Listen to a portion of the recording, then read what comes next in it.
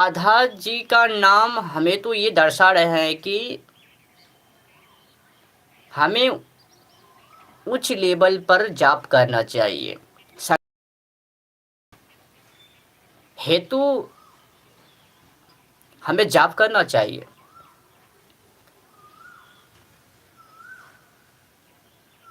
राधा जी के नामों का जपने का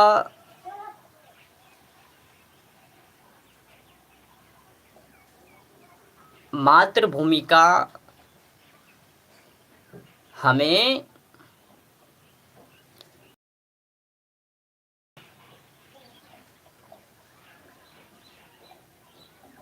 एक संघर्ष के स्वरूप में जाना चाहिए, जपना चाहिए।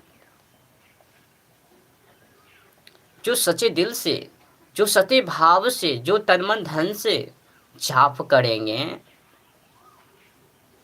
100% लिख के कह देता हूँ कि वो कभी भी संकटों, भोगों, तृष्णे, लफुंगर, लचुंगर में वो नहीं फंसेंगे। राधा जी के नामों का उच्चारण करने वाले सबसे पहले, अगर आप पहले तो कर चुके हो तो भी आप अपने मन को, इंद्रियों को, कर्मेंद्रियां, ज्ञान इंद्रियां को, विवेक को जागृत नहीं कर पा रहे हो। इसका मतलब है कि जहाँ से आप पाप कर रहे हो या अधर्म कर रहे हो या आप अपने दृष्टिकोण को बिगाड़ चुके हो, तो वो गठरियों को खोल, गठरियों को नष्ट करो।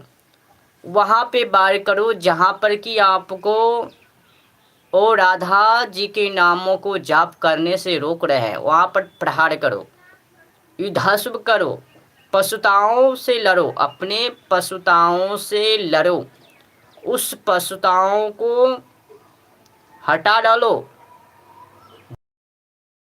राधा जी के नामों को उच्चारण करने में रोक रहे हैं, वो पशुताओं को नष्ट करो। अगर वो पशुताओं आपके आपके जड़ चेतन से नष्ट नहीं हो पा रहे हैं तो राधा जी का नाम जाप करने से आप पूर्ण स्वरूप नहीं हो सकते हो। आपको निगेटिव कार्य को छोड़ना ही पड़ेगा। अगर दृष्टिकोण बिगड़ा हुआ है तो आप कभी भी होश में नहीं जा सकते हो। होश में रहियो। जिसका दृष्टिकोण बिगड़ा हुआ है, प्राय स्त्री, प्राय कन्या पे ऊपर विग्रह किया हुआ है, मैथुन के स्वरूप में है, वो कभी भी अच्छे जिंदगी को नहीं जी सकते हैं। तो ये आपको जो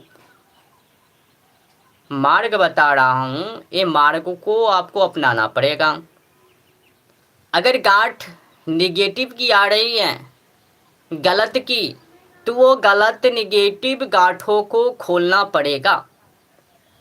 अब कई लोग गंगा लाने के लिए जाते हैं और अंदर से पाप करते हैं। गंगा जी में नहाने से क्या होते हैं आपको पता होना चाहिए कि गंगा जी को नहाने से ऐसे तो सफल होते हैं, परंतु गंगा जी को नहाने का पुण्य वही समझ सकते हैं जो पुण्यात्मा है। अब पापी लोग की बात आती है। अगर पापी लोग नहाने के लिए जाते हैं तो उसका देह स्वस्थ हो सकते हैं, पाप नहीं धुल सकते हैं। जो पाप कर लियो वो पाप का आपको सजाएं मिलकर ही रहेंगे। और जो आपने गंगा में नहाकर स्नान किया उसका भी पुण्य मिलेंगे, परंतु ये मत समझना कि हमारे पाप जल गए, और पाप कभी जलते नहीं हैं।